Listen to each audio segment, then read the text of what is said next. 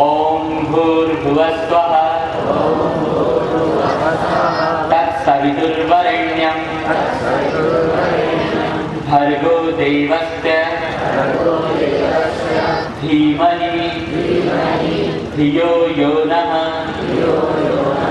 प्रचोदयात्।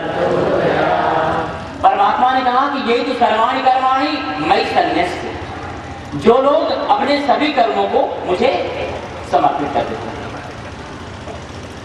अक्सर मैं कहा करता हूं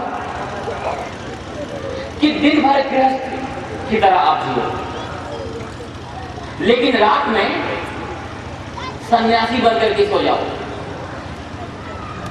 सभी कर्म परमात्मा को समर्पित करके और इस तरह से आप सोइए कि जैसे पता नहीं कि कल हम उठेंगे या नहीं उठेंगे। वो तो ठीक है, भगवान इतने उदार हैं कि हमारी आंख खुल जाती है, लेकिन हम उस योग्य है नहीं कि दोबारा हम वापस उठ खड़े हों। परमात्मा को समर्पित किया हुआ प्रत्येक कर्म हर प्रकार के फलों के देने के योग्य नहीं रहता है। भगवान में इतनी विलक्षणता है, इतनी मधुरता है कि कोई भी कर्म अगर आप भगवान को समर्पित कर दो, अगर आप भगवान के साथ जोड़ देते हैं, तो वो कर्म, वो पदार्थ, वो वस्तु, वो परिस्थिति इतनी मधुर, इतनी अलौकिक, इतनी विलक्षण बन जाती है कि पूरा का पूरा उसका स्वरूप ही बदल जाता है। भगवान के अंदर है ही इतनी मधुरता। देखो, यही रहने के मकान होते हैं। इन्हीं मकानों में जब कोई व्यक्ति परमात्मा के मूर्ति, प्रतिमा का स्थापन कर देता है, फिर उस मकान को कोई भवन, हाउस या मकान नहीं कहता, उसको हम लोग क्या कहते हैं? मंदिर कहते हैं।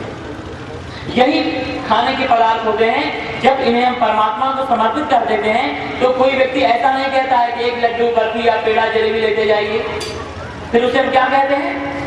प्रसाद कहते हैं। हम में से ही कोई व्यक्ति अपने जीवन को समग्र जब परमात्मा के चरणों में समर्पित कर देता है, तो फिर उस व्यक्ति को हम उस नाम से नहीं पहचानते हैं, बल्कि हम उसे कहते हैं महाराज, साधु, संत, सन्यासी, स्वामी। स्वामी शब्द का अर्थ होता है मालिक। आज के अर्थ प्रधान युग में एक नौकर भी अपने मालिक को स्वामी कहने को तैयार नहीं है। एक पत्नी भी अपने पति को स्वामी कहने को तैयार नहीं है, और ऐसे अकिंचन व्यक्ति को हम स्वामी कहते हैं। इतनी मधुरता है परमात्मा के स्वरूप में।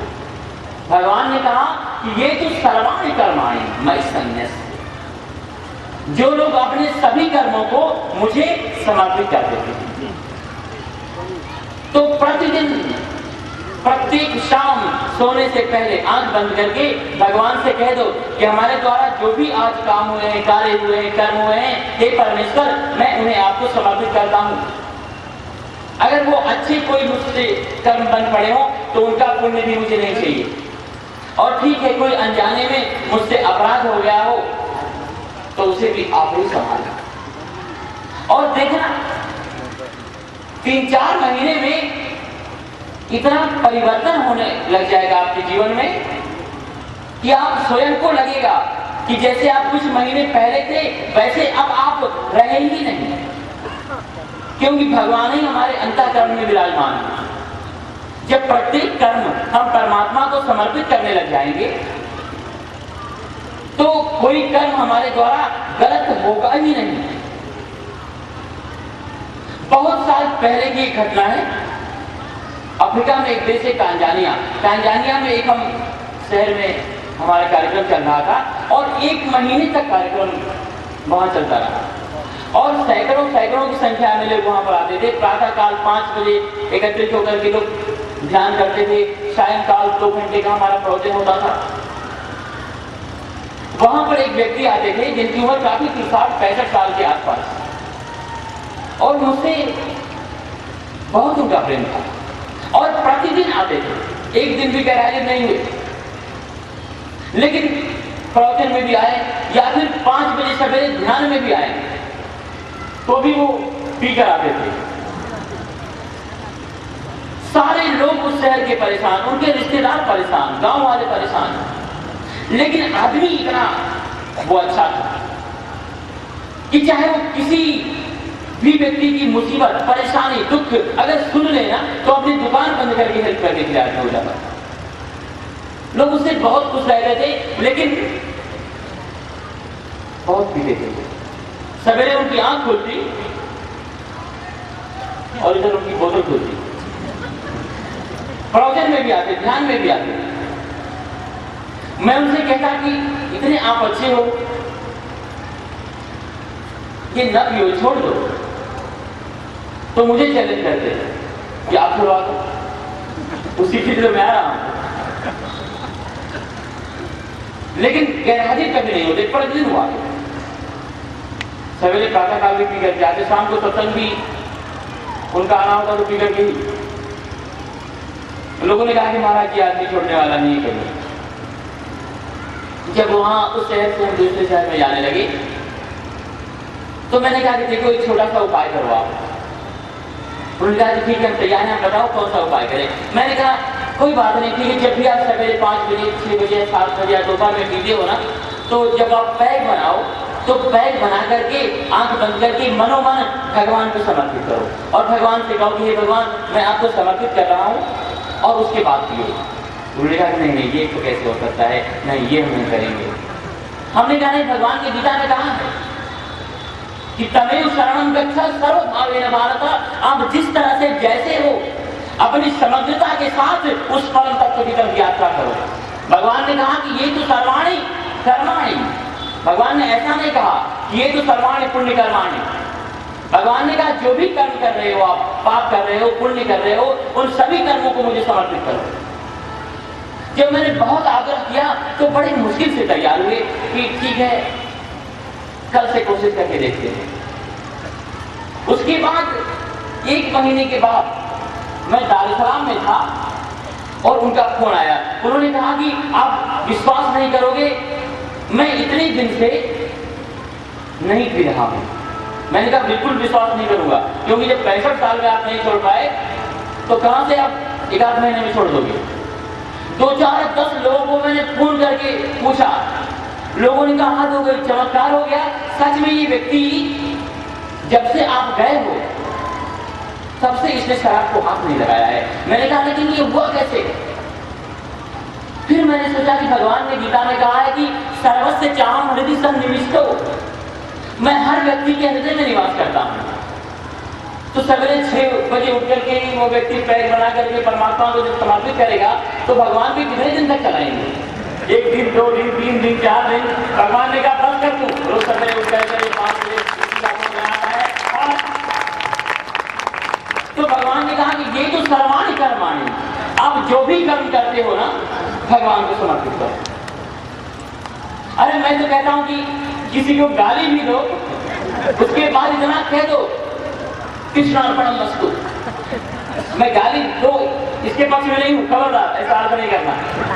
लेकिन मैं ये कह रहा हूं कि कुछ भी आप करो तो अंत में उसे भी भगवान को समर्पित करो, क्योंकि भगवान को अगर अपने कर्मों को, अपने विचारों को, अपने जीवन को धीरे धीरे हम समर्पित करने लग जाएंगे तो भगवान हमारे जीवन को दिव्य, अलौकिक, विलक्षण और बड़ा पवित्र बना देंगे। ये भगवान के अंदर एक खासियत है। भगवान ने ऐसे लाखों पापियों को उनके जीवन को समर्पित करने के साथ ही साथ उनके जीवन को इतना विशुद्ध बना दिया। गणिका, अजामिल, पूरी की पूरी लिस्ट शास्त्रों ने बताई। तो परमात्मा ने कहा कि ये तो सर्वाणि कर्माणि मयि सन्न्यस्य, जो लोग अपने सभी कर्मों को मुझे समर्पित कर देते हैं, और मत परा, जो लोग मेरे बन जाते हैं। भगवान ने कहा देखो भोगों के बन करके, लोगों के बन करके, पदार्थों के बन करके, संसार के बन करके आप मेरे पास आते हो, मुझे अच्छा नहीं लगता है। बल्कि आप पहले मेरे बन जाओ और उसके बाद संसार में, समाज में कहीं भी जाओ, कोई चिंता की बात नहीं। लेकिन अब भगवान के कैसे बने? हमेशा अपने जीवन में जो मुख्यता है, जो प्रधानता है, जो इंपॉर्टेंट है, वो भगवान का रखो। संसार की जो भी वस्तुएं हैं, जो पदार्थ हैं उनको साधन की तरह ही इस्तेमाल करो, लेकिन जो लक्ष्य है, जो जीवन का उद्देश्य है, जो हमारी नियति है, जो डेस्टिनी है, वो तो परमात्मा ही। क्योंकि संसार की हर चीज कमाई हुई, एकत्रित की हुई, इकट्ठी की हुई, अंत में तो यही रह जाएगी। कुछ भी साथ हमारे आने वाला है ही नहीं।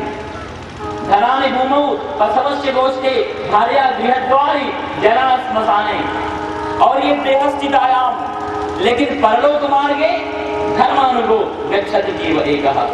जो भी आपने अच्छे बुरे कर्म किए हैं या जो भी आपने धर्म का आचरण किया है, वही आपके साथ आने वाला है, अन्यथा कुछ भी नहीं आएगा।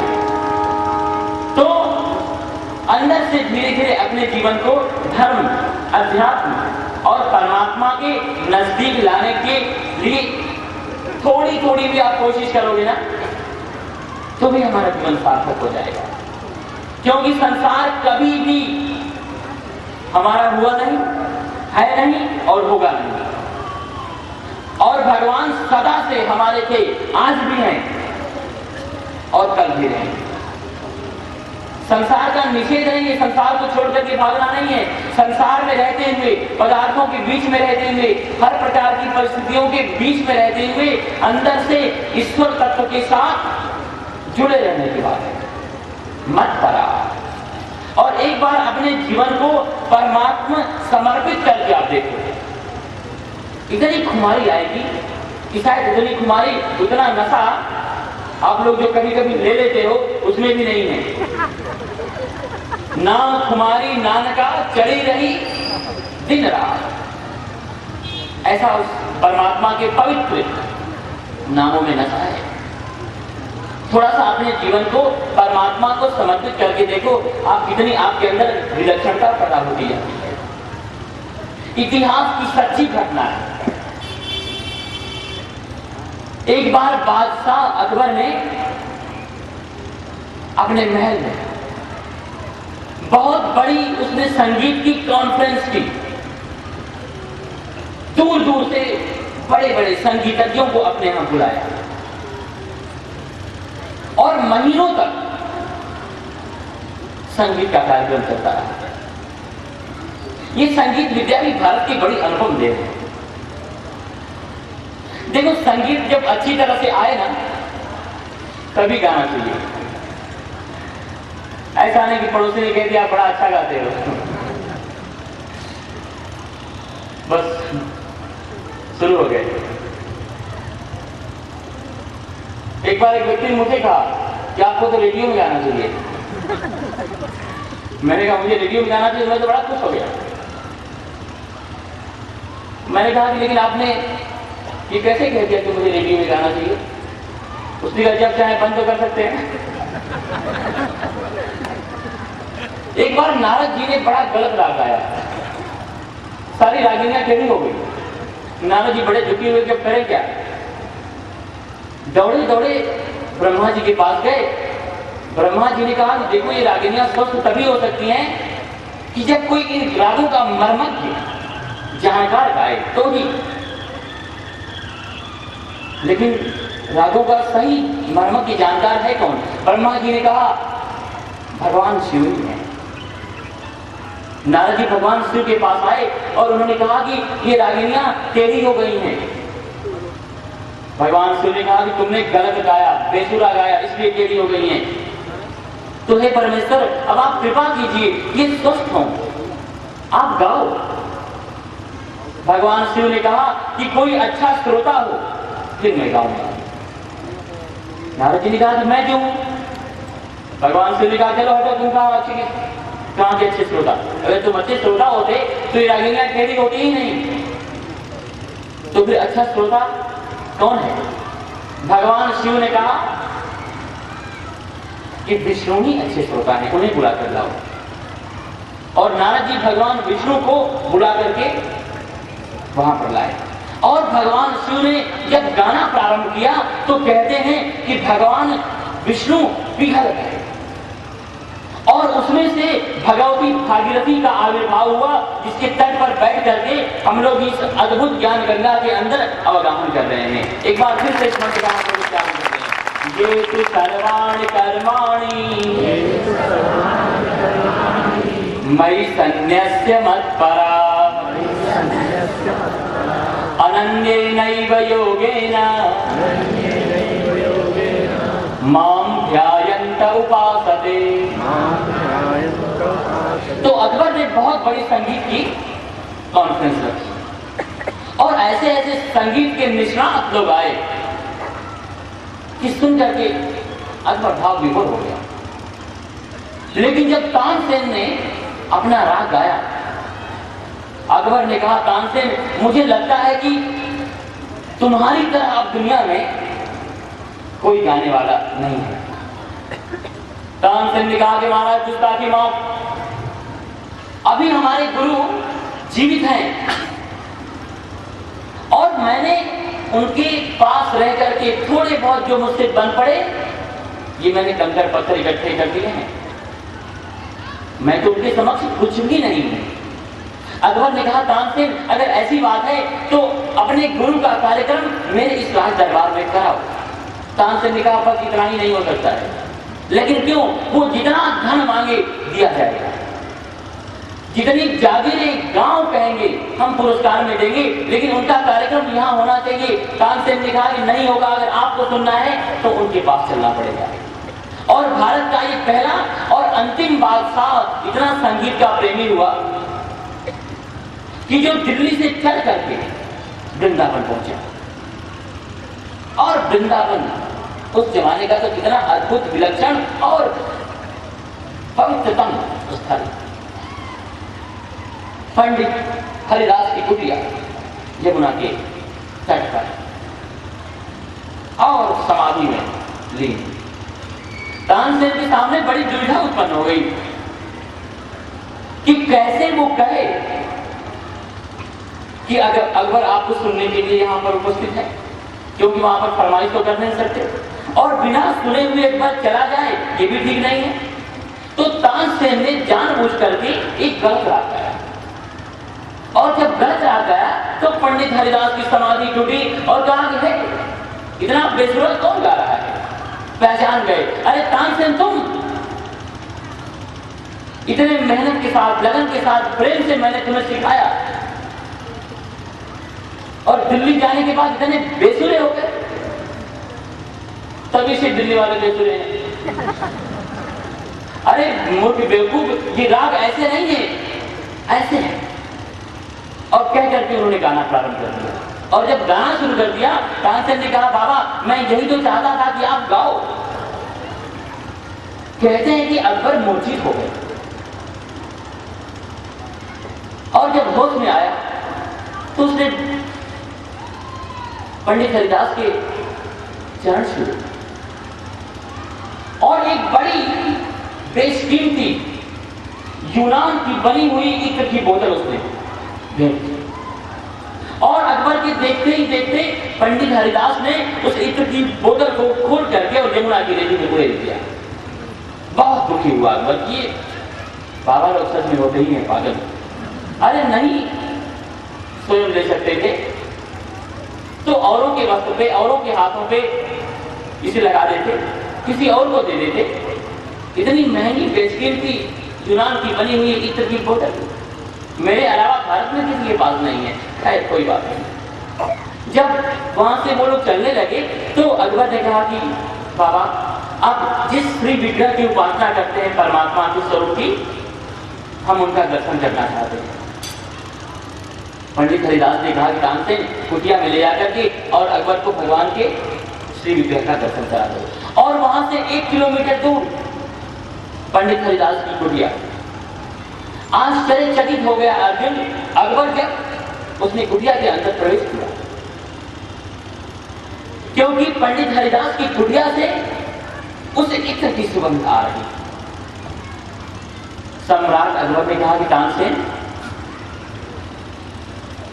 ये इत्र भारत में केवल मेरे पास है और किसी के पास है ही नहीं। और मैंने देखा आपके गुरु ने मेरे द्वारा दी गई उस इत्र की बोतल को खोल करके वहीं पर यमुना की रेती में, धूल में उड़ेल दिया।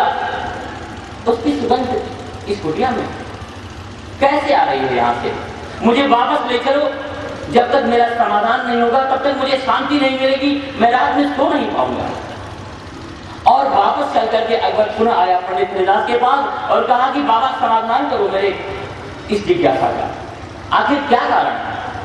पंडित हरिदास ने कहा कि अकबर, वो तो तुम्हें ऐसा लगा कि मैंने उस इत्र की बोतल को यमुना में उड़ेल दिया। मेरी कोई भी क्रिया क्यों ही अकस्मात निरर्थक होती ही नहीं, क्योंकि मैं तो अब ये तो सर्वाणि कर्माणि मयि सन्न्यस्य मत्परा, हर मेरी क्रिया प्रतिक्रिया, मेरे विचार, मेरे कर्म परमात्मा के ऊपर अभिषेक की तरह ही हो गए हैं। मैंने उस इत्र से परमात्मा को स्नान कराया, नहलाया, उनके ऊपर अभिषेक किया, इसलिए उसकी सुगंध परमात्मा के श्री विग्रह से आ रही है। और अकबर बड़ा गजब हो गया, भाव विभोर होकर के उसने अश्रुभीनी आंखों के द्वारा विदाई दी वहां से। चलते समय रास्ते में उसने तानसेन से पूछा, जो मैं असली बात आपको बताना चाहता हूं। अकबर ने कहा, तानसेन यही तुम्हारे गुरु हैं? तानसेन ने कहा, क्या इन्हीं के पास तुमने रह करके विद्या संगीत की पाई है? हाँ। तो या तो तानसेन तुम्हारे गुरु कृपण हैं, कंजूस हैं, या फिर तुम अयोग्य थे। तानसेन, तुम इनकी तरह क्यों नहीं गाते हो?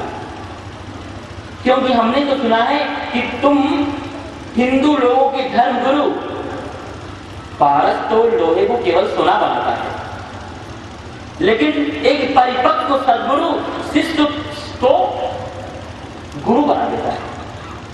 तो अगर तानसेन यही तुम्हारे गुरु हैं, तो फिर तुम इनकी तरह क्यों नहीं गाते? तानसेन ने कहा कि महाराज क्षमा करें, हमारे गुरु कृपण कंजूस नहीं हो सकते हैं, और ऐसी बात नहीं है कि मैं कोई अयोग्य हूं। तो फिर इसका एक ही कारण है महाराज, कि मैं जो गाता हूं ना, वो तुम्हें खुश करने के लिए गाता हूं, और हमारे गुरु जो गाते हैं वो परमात्मा को प्रसन्न करने के लिए गाते हैं, इसलिए इतना अंतर तो रहने ही वाला है। भगवान ने कहा कि ये तो सर्वाणि कर्माणि मयि सन्न्यस्य मत्परा। जिस व्यक्ति की प्रत्येक क्रिया प्रतिक्रिया, जिसके कर्म, जिसका विचार, जिसका समग्र जीवन अब अध्यात्मय हो गया है, धर्ममय हो गया है, परमात्मामय हो गया है, उस व्यक्ति के जीवन में इतनी पवित्रता, इतनी अलौकिकता, इतनी दिव्यता आ जाती है कि जिसका कोई वर्णन ही नहीं कर सकता है। मत्परा अनन्येनैव योगेन, अनन्य योग के द्वारा। हमारा जो योग है वो संसार के साथ लगा हुआ है, वस्तुओं के साथ लगा हुआ है, हमारी अपेक्षाओं के साथ लगा हुआ है, हमारी कामनाओं के साथ लगा हुआ है, हमारी अनुकूलताओं और प्रतिकूलताओं के साथ लगा हुआ है। भगवान ने कहा कि आपका जो योग है, जो मनोयोग है, एक बार धर्म के साथ, अध्यात्म के साथ, ईश्वर तत्व के साथ आप जोड़ दोगे तो फिर तो जीवन में कुछ बाकी बचेगा ही नहीं। अनन्येनैव योगेन माम ध्यायन्त उपासते, जो लोग मेरा ध्यान करते हैं और जो लोग मेरे सन्निकट अपने जीवन को जीने लग जाते हैं। अर्जुन ने कहा कि जो व्यक्ति इतनी सारी चीजें आपके लिए करे, ये तो सर्वाणि कर्माणि सन्न्यस्य, अपने सारे कर्म आपको समर्पित कर दे, फिर आपका बन जाए, फिर आपका ही ध्यान करे, उसके बाद आपके सामिप्य को प्राप्त करके अपने आप को आपके निकट महसूस करते हुए जीवन जिए, तो हे परमेश्वर आप उसके लिए क्या करोगे? क्योंकि आने वाला जो समय है कलयुग का, वो तो गिवन टेक का समय होगा। भगवान ने कहा, अर्जुन अगर कोई व्यक्ति इतनी चीजें मेरे लिए कर रहा हो तो सुन, तेषामहं समुद्धर्ता मृत्यु संसार सागरात्। आप सभी लोग बोले, इन मंत्रों में बड़ी शक्ति है, क्योंकि ये मंत्र केवल किसी विद्वान के द्वारा, किसी दार्शनिक के द्वारा, किसी कवि के द्वारा, किसी उपन्यास के द्वारा, या केवल बुद्धि की क्रीड़ा करने वाले किसी के मस्तिष्क की उपज नहीं है, बल्कि ये स्वयं पद्मनाभस्य मुखपद्मात्मने स्थिता अनंत कोटि ब्रह्मांड नायक परमात्मा के श्रीमुख से ये मंत्र प्रवाहित हुए हैं, निश्चित हुए हैं। इसलिए जहां जहां तक ये आवाज पहुंचती हो, ये मंत्र जिन जिन कानों में पड़ रहे हो, आप एक बार जिस धर्म के हो, जिस संप्रदाय के हो, हर प्रकार के संप्रदाय और धर्मों की संकुचित अपने अंदर की व्यवस्था को एक तरफ रख करके और उन मुक्त मंत्र से इन मंत्रों को आप गुनगुनाओ। तेषामहं समुद्धर्ता मृत्यु संसार सागरात् भवामि भवामि न चिरात् पार्थ मय्यावेशित चेतसाम्। भगवान ने कहा कि हे पार्थ, तेषामहं समुद्धर्ता मृत्यु संसार सागरात्। जो व्यक्ति अपने समस्त कर्मों को मुझे समर्पित कर देगा, जो व्यक्ति मेरा बन जाएगा, जो व्यक्ति पूरे संसार में मेरे स्वरूप का दर्शन करते हुए अगर व्यवहार करेगा, तो फिर मैं उसका सागरा समुद्धरता भवामी, उसका मैं समुद्र से उद्धार कर दूंगा, उस डूबते हुए व्यक्ति का। अर्जुन ने कहा कि डूबते हुए व्यक्ति का समुद्र में से आप उद्धार कर देंगे, ये कौन सी बहुत बड़ी बात है। बहुत ढेर सारे ऐसे लोग होंगे जो अपना उद्धार कर सकते हैं। भगवान ने कहा अर्जुन, संसार सागर, संसार रूपी संसार सागर से मैं उसका उद्धार कर दूंगा। गृह कारण नाना जंजाला ते अति दुर्गम शैल विशाला। अर्जुन ने कहा संसार सागर से भी जो लोग संपन्न होंगे, जो लोग धनिक वर्ग के होंगे, जो लोग बुद्धिमान होंगे, वो अपना उद्धार कर सकते हैं। भगवान ने कहा अर्जुन, मृत्यु संसार सागर, मैं मृत्यु रूपी संसार सागर से उस व्यक्ति का तत्क्षण उद्धार कर दूंगा। भगवान इस मंत्र में ये बताना चाहते हैं कि देखो, जिस संसार में आप जी रहे हो ना, ये मृत्यु का संसार सागर है। हमारी मृत्यु जब से हमने जन्म लिया तब से ही शुरू हो गई है। प्रतिपल प्रतिक्षण हम मर रहे हैं। जिसको हम मृत्यु कहते हैं वो तो देहांत है, उस दिन मृत्यु पूरी हो जाती है। लेकिन मृत्यु तो हमारी जन्म के साथ ही प्रारंभ हो गई।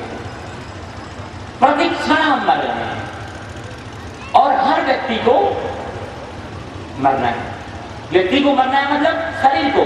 हाँ, अगर शरीर को ही हम स्वयं मान रहे हैं तो मरेंगे।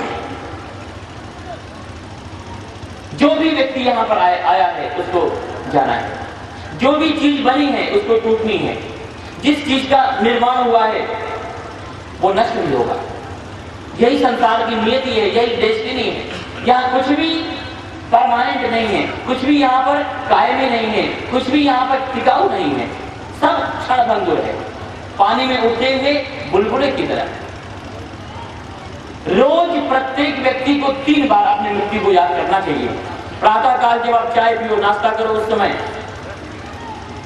दोपहर में भोजन करते समय और शाम को सोते समय। अगर 3 बार आप अपनी मृत्यु को याद करोगे, ऐसा व्यक्ति कोई गलत काम कर ही नहीं सकता है। अगर रिश्वत खाने वाला व्यक्ति अपने मृत्यु को याद करे ना, तो रिश्वत कभी लेगा ही नहीं, चाहे वो किसी भी ऑफिस का व्यक्ति क्यों ना।